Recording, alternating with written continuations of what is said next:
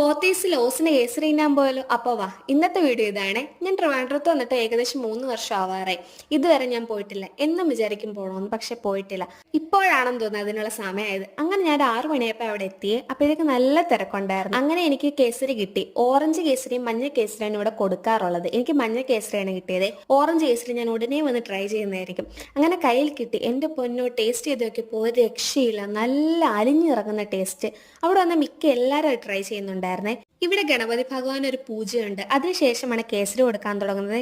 അത്യാവശ്യം നല്ല ക്വാണ്ടിറ്റിയിൽ അവർ കൊടുക്കുന്നുണ്ട്. ഫ്രീ ആണെന്നും പറഞ്ഞ് ക്വാണ്ടിറ്റിയിൽ കുറവൊന്നും അവർ വരുത്തുന്നില്ലേ. അങ്ങനെ ഞാൻ പതുക്കെ അവിടെ നിന്ന് ഇറങ്ങി. ഒരു കപ്ലൈൻ്റ് ഒക്കെ മേടിച്ച് പതുക്കെ കുറച്ച് നടക്കാന്ന് കരുതി. കാരണം കുറച്ച് ദൂരമേ ഉള്ളൂ അവിടെ നിന്ന് എനിക്ക് ഹോസ്റ്റലിലേക്ക്. പിന്നെ പതുക്കെ രാത്രി കാഴ്ചകളൊക്കെ കണ്ട് ഞാൻ അവിടെ നിന്ന് ഇറങ്ങി. ഒരു ടാറ്റ ബൈ ബൈ പറയാനുള്ള കഷ്ടപ്പാടാണ് നിങ്ങൾ ഈ കാണുന്നത്. സ്ട്രീറ്റ് ലൈറ്റ് കാരണം കറക്റ്റായിട്ട് വീഡിയോ കിട്ടുന്നില്ലായിരുന്നു. അങ്ങനെ ഞാൻ എങ്ങനെയൊക്കെയോ ഒപ്പിച്ചു. അപ്പം പോത്തീസിൽ പോയി കേസരി കഴിക്കാത്ത ആരെങ്കിലും ട്രിവാൻഡ്രത്തുണ്ടെങ്കിൽ ഒരു മസ്റ്റ് ആയിട്ടും പോണേ. അപ്പം ചേട്ടാ.